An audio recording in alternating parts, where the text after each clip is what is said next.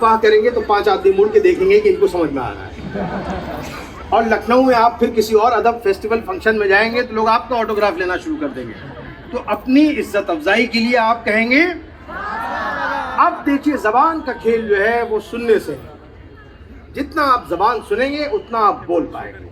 तो मैं थोड़ा रास्ता आपको हमवार करता हूँ कि आप माइल हो जाएं, क्योंकि जब ज़बान आएगी दास्तान की, अल्लाह जाने आप कितना समझेंगे कितना नहीं समझेंगे। वैसे कोई नुकसान नहीं है, वैसे भी आप फ्री में आए हैं, तो मैं थोड़ा सा आपका रास्ता हमवार करता हूँ कि झुंझलाए हैं, लजाए हैं, फिर मुस्कुराए, झुंझलाए हैं, लजाए हैं, फिर मुस्कुराए हैं, किस एहतमाम से हम उन्हें याद आए। और गुजरे हैं मैकदे से जो तौबा के बाद हम, गुजरे हैं मैकदे से जो तौबा के बाद हम, कुछ दूर आदतन भी कदम लड़खड़ाए हैं। अब वो हमें जिस कदर आजमाते रहे, अपनी ही मुश्किलों को बढ़ाते रहे। और थी कमाने तो हाथों में अगियार के, अगियार जो है वो गैर का प्लूरल है, तो अगियार मैंने स्ट्रेंजर्स, थी कमाने तो हाथों में अगियार के, तीर अपनों की जानिब से आते रहे। और कहते हैं कि मत बुरा उसको कहो, मत बुरा उसको कहो, गर्चे वो अच्छा भी नहीं, वो ना होता तो गज़ल मैं कभी कहता भी नहीं। अब बारहा उससे गुफ्तगू होती रही, बारहा उससे गुफ्तगू होती रही, लेकिन मेरा नाम उसने पूछा भी नहीं, मैंने बताया भी नहीं। और जानता था कि सितमगर है, मगर क्या कीजिए, दिल लगाने के लिए और कोई था भी नहीं। अब दोस्ती उससे निभ जाए बहुत मुश्किल है। देखिए मैं आपको, आप लखनऊ के लोग हैं, बहुत भोले सादे दिल के लोग हैं, तो मैं आपको एक कानून ज़िंदगी का बता देता हूँ जिससे आप धोखा नहीं खाएंगे ज़िंदगी में। बकौल मुश्ताक अहमद यूसुफ़ी साहब के, दुनिया में 3 किस्म के दुश्मन होते हैं। कितने किस्म के?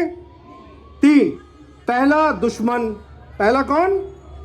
दुश्मन। दूसरा जानी दुश्मन, दूसरा, और तीसरे रिश्तेदार।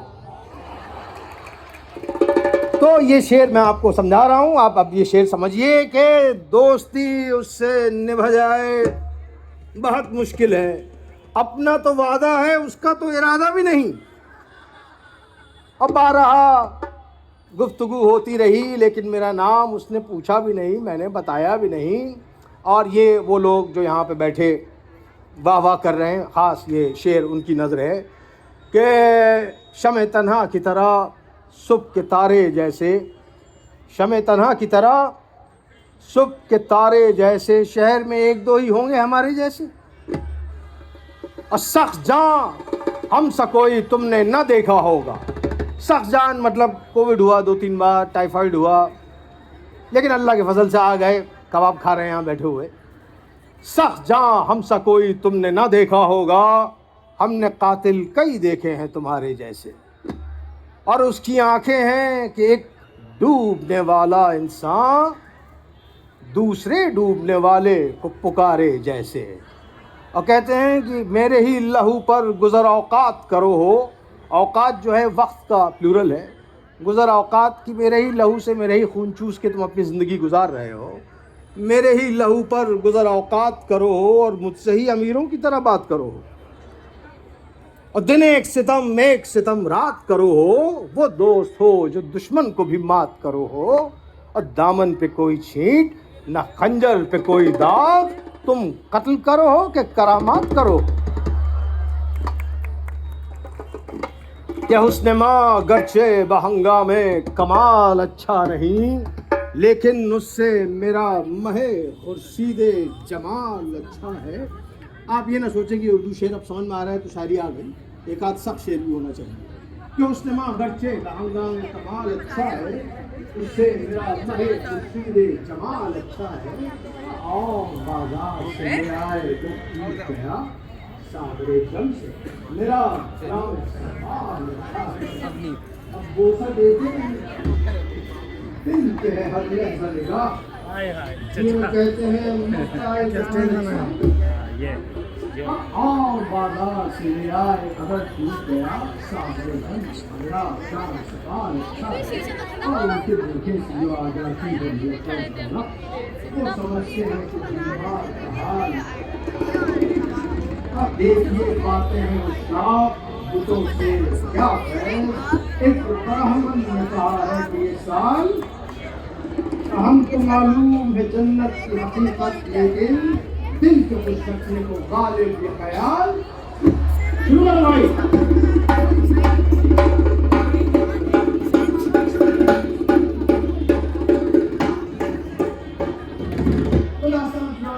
روایت میں جواب پیش کیا جاتا ہے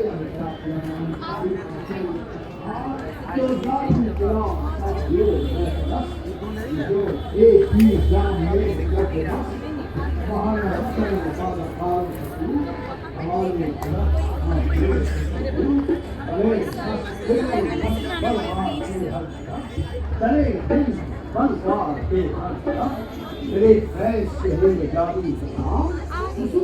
مشہور ہو میرا نام وہ فکر محدود زاہد خوش ہو چلے میکدے کی طرف مست ہو سکھا مجھ کو ساقی و عیاریاں کروں جا کے باعث سے مکاریاں نہ ہو غرمتِ دخت رس کا خیال بنے رند کا قول سحر حلال ذرا جا پھر میکدے کو چلو کہ راہ طلسمات دریافت ہو کہ سخن سازان معنی دل فریب وہ رموز شناسان کلام بے رحم و ریب جادو بیانی سے تسخیر طلسم ضمیر ترنگ اور تدبیر معجز نمایا یوں فرماتے ہیں جب عیار بے نظیر والا تدبیر ہنر پرور خواجہ امر چار اپنے شاگردوں کے ساتھ صحرا کا راستہ طے کر کے طلسم ہوش ربا کی سرحد میں داخل ہوئے اور اسد غازی کے پاس پہنچے تو معلوم چلا کہ وہ لوح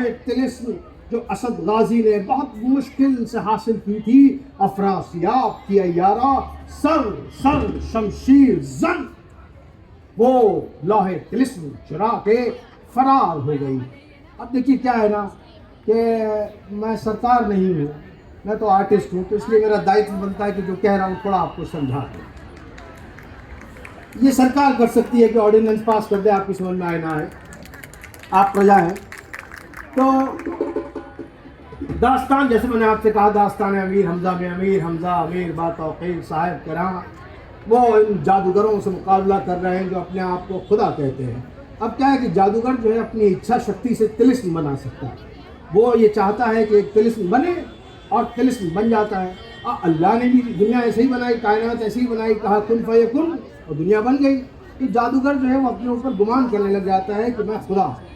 لیکن اس میں ایک پیچ ہے, جیسے ہی جادوگر جو ہے وہ اپنی اچھا شکتی سے طلسم بناتا ہے ویسے ہی ساتھ میں وجود میں ایک لوح طلسم آ جاتی ہے.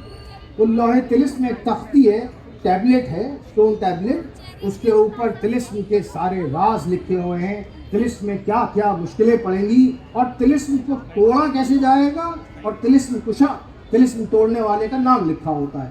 اب طلسم ہوشربا کا طلسم کشا جو ہے وہ اسد غازی ہے, امیر حمزہ کا پوتا.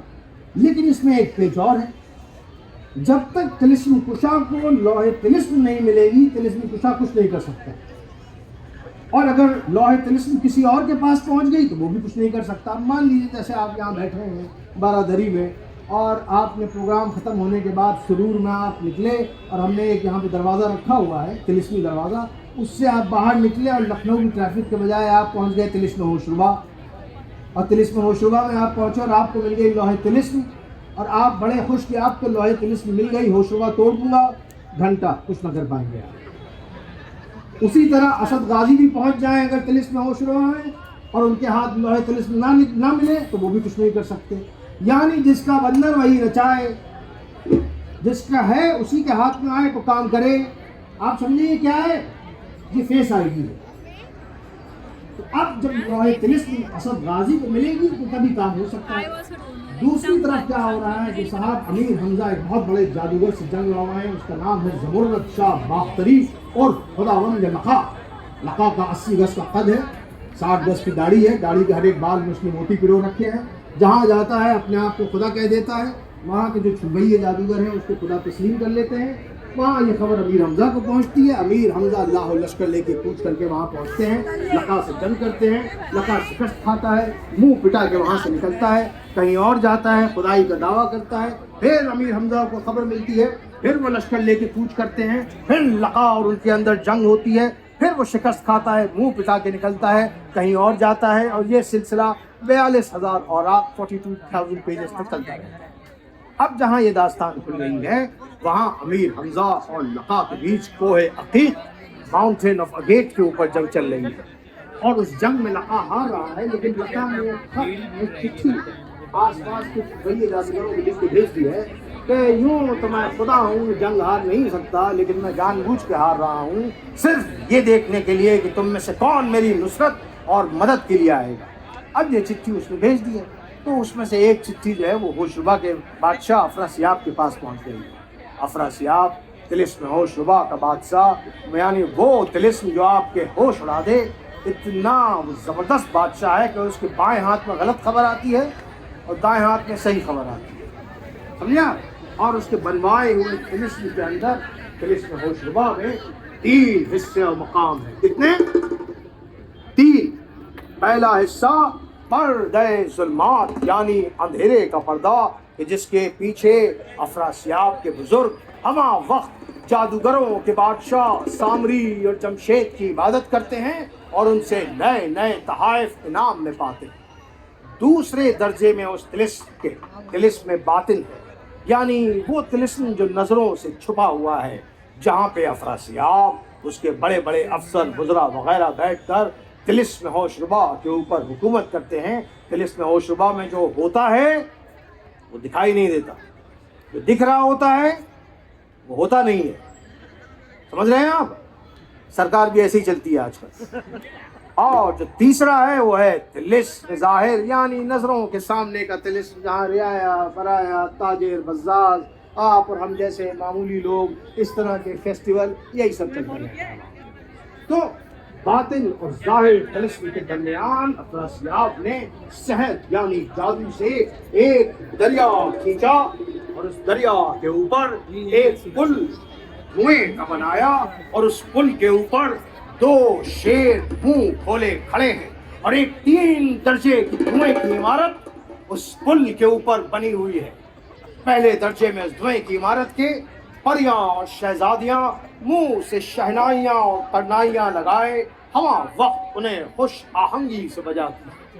دوسرے درجے پہ اس دھوئیں کی عمارت کے پریاں موتی میں جھولی لیے دم بدم ان موتیوں کو اچھالتی ہیں کہ موتی دریا میں گرتے ہیں, اور دریا کی مچھلیاں ان موتیوں کو منہ میں لیے تیرتی پھرتی. اور تیسرے درجے میں اس دھوئیں کی عمارت کے بڑے بڑے قوم کے حبشی قداور جوان 2 صفے باندھے آپس میں با شمشیر برہنہ لڑتے ہیں کہ خون ان کا دریا میں گرتا ہے, کہ وہی خون ہے جس کے سبب سے نام اس دریا کا دریائے خون رواں ہے, اور نام اس پل کا پلے پری زادہ ہے.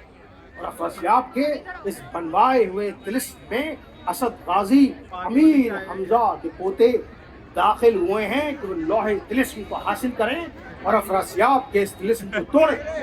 لیکن اس سے پہلے کہ وہ اس لوح طلسم کو حاصل کریں, افراسیاب کے عیارہ سر شمشیر زن اس لوح طلسم کو حاصل کر لیتی ہے اور فرار ہو جاتی ہے. یہاں سے داستان جو ہے شروع ہو رہی ہے.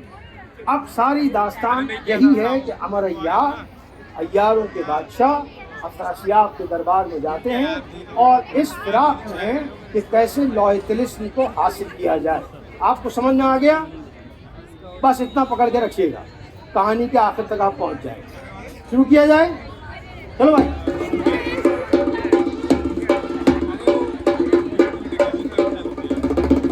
تو جب عیار بے نظیر بالا تدبیر ہنر پرور امر عیار اسد غازی کے پاس پہنچے تو پتا چلا کہ لوح طلسم جو بڑی مشکل سے اسد غازی نے حاصل کی تھی وہ سر شمشیر زن عیارہ ان سے چرا کر فرار ہو گئی ہے۔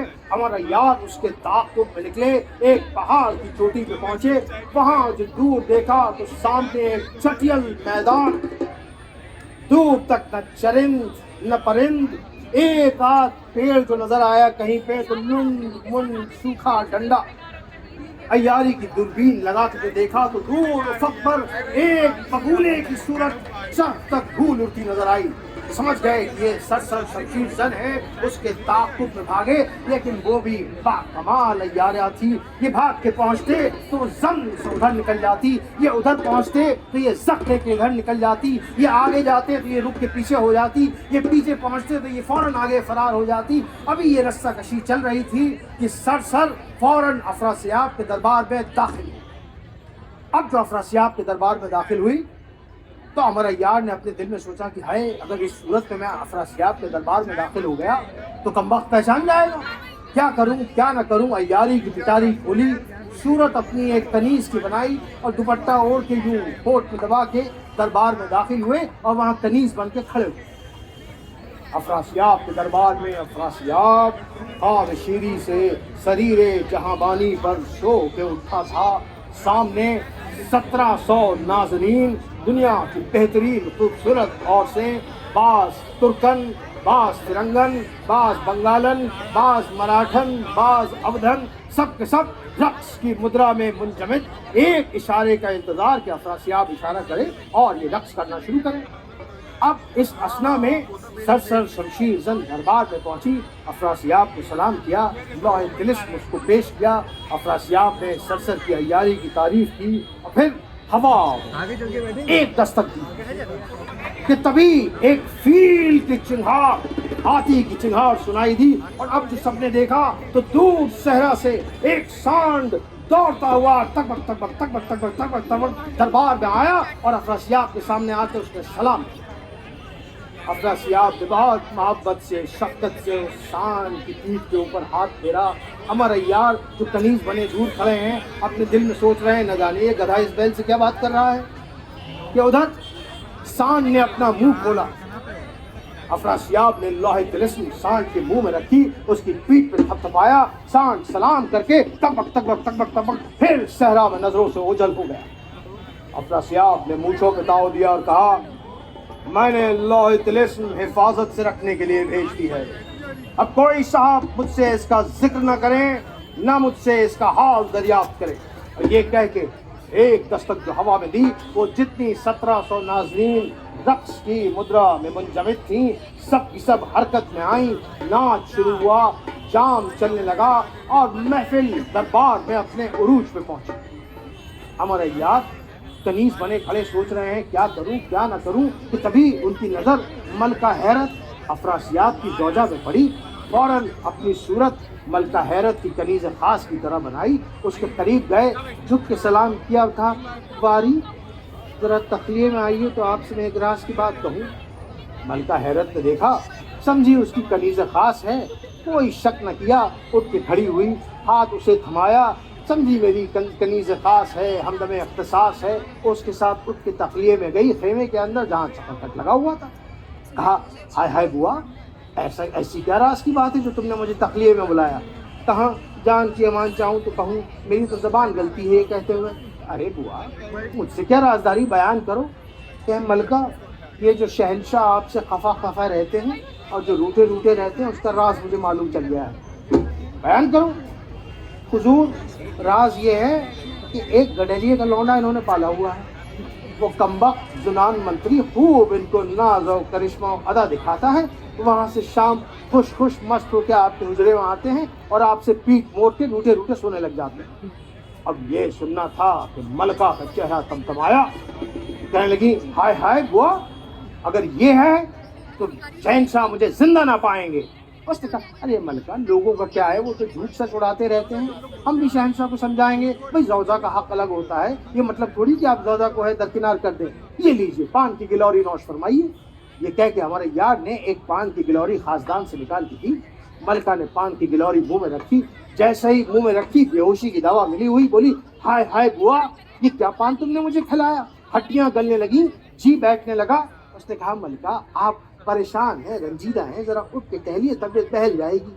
मलका उठ के खड़ी हुई, नशा काम कर चुका था, चक्कर खा के चपरखट गिरी और बेहोश हो गई। अमर अय्यार ने फौरन अपनी अय्यारी की पिटारी खोली और सूरत अपनी मलका हैरत की तरह हूबहू बनाई, बिल्कुल कि साहब इस तरह से अमर अय्यार ने अपने को आरास्ता और पैरास्ता किया। इस परेशानी 14वीं रात का चांद, बल्कि चांद की रोशनी भी उसके आगे मान। आहा, पूरो परी कहना खता, हुस्न ऐसा न किसी ने देखा न सुना। आंखें आहा, चश्म गजाली सुरमा आगी, हुए दम खुर्दे किस्मरे चीन। चश्म तू जादूस्त या आहूस्त या सयाद खल्क या दो बादाम सियाह नरगिसे शैलास्त। लबे लाली, देखिए ये अब वो मरहला है दास्तान में जहां आप वाह कहेंगे तो लोग आपकी तारीफ करेंगे। यही मौका है, मौका शनास होना चाहिए आदमी को। जहां आपको लगे सख्त चीज आ रही है, समझ में नहीं आ रही है, फौरन उस पर आप वाह करिए। ये लबे लाली दुर्ज याकूत, रुखसार ताबनाक आईने सिकंदरी। दंदान सिल्क गौहर, दंदान कहते हैं दांत, दंदान सिल्क गौहर के तेरे दंदान लब ने कर दिया बेकदर आलम में, कि तेरे दांतों ने किन किन चीज़ों का इस आलम में मोल गिराया है। ये है शेर कि तेरे दंदान लब ने कर दिया बेकदर आलम में, गौहर को, लाल को, याकूत को, हीरे को, मरजां को। हीरा समझ गए, बाकी 4 चीज़ भी आसपास। हीरे को, मरजां को, कलाई बिल्लौरी के जिसके देखने से उस शाख को कल आई, जब आस्तीन से बाहर आई, गोया शमा फानूस से निकल आई। कि ये उसके है साइदों का आलम, कि जिसने देखा हुआ वो बेदम। नियामते क़ज़ाए मबरम लक़ब है कातिल की आस्ती का। अब क्या है कि मुझे दास्तान सुनाने के बाद फ़ौरन एयरपोर्ट जाना है। आप में से जो अपनी गाड़ी में मुझे वहाँ छोड़ेगा, मैं इस शेर का मतलब उसको समझा दूँ। छातियाँ अनमोल, शिकम तख्त बिल्लौर, सोहन मोहन मनहरन कंचन बरन अडोल। कड़े करारे छींकने ऊंचे गोरे गोल, बल्कि हुस्न रोज़अफ़ज़ू ने गुंजाइश न पाई सीने में। बन गया अंगिया के पर्दे में सिमट कर छातियाँ, और नाफ कई आलम है। आए हाय हाय, 2 दिन तो मैं बेहोश रहा शेर पढ़ने के बाद। क्या है ना कि देखिए इस तरह की खूबसूरती जो है वो सिर्फ आदमी तख़य्युल में हासिल कर सकता है। तो जो ख़वातीन यहाँ बैठी हैं वो अपनी तस्वीर को अपने दिमाग में लेके फ़ोटोशॉप करें। मर्दों का तो कुछ हो नहीं सकता है, तो आप मेरी शक्ल देखिए कि है हुस्न का दरिया नाफ, है हुस्न का दरिया नाफ नहीं है, गिरदाब जमे हुस्न में है, हमर हुस्न के दरिया में है, नाफ नहीं है। और पाए आलम, पाए नाजुक की सिफत क्या बयान करूं, कि जब शान-ए आलम ने तेरा बनाया कालबद, पाँव संदल के बनाए और अगर की एड़ियाँ। गरज अमर अय्यार इस तरह से मलका हैरत बन के तैयार हुआ। मलका हैरत के उसने कपड़े जेवर लगते उतारे, खुद पहने, मलका हैरत को अपनी जंबील में दाखिल किया। अब क्या है कि अय्यारों को जादू नहीं आता, लेकिन उनको कुछ तहाइफ, कुछ तोहफे बादशाहों पैगम्बरों ने दिए हैं। तो उसमें से हमारे यार को एक तोहफा मिला है, जंबील। क्या है तोहफा? तो जंबील क्या है? देखने में एक छोटा सा बटुआ है, गठरी है, वो यहाँ उसके यहाँ कब्र में बंधी रहती है, लेकिन उसकी 84 घुंडियाँ 84 नॉट्स हमारे यार खोल दे तो उसमें छोटी से छोटी सुई से लेकर बड़े से बड़ा महल तक समा सकता है। 7 शहर आबाद हैं उसके अंदर। कितने? 7। अब वो अलग बात है कि स्मार्ट सिटी की तरह आज तक किसी ने उसको देखा नहीं है।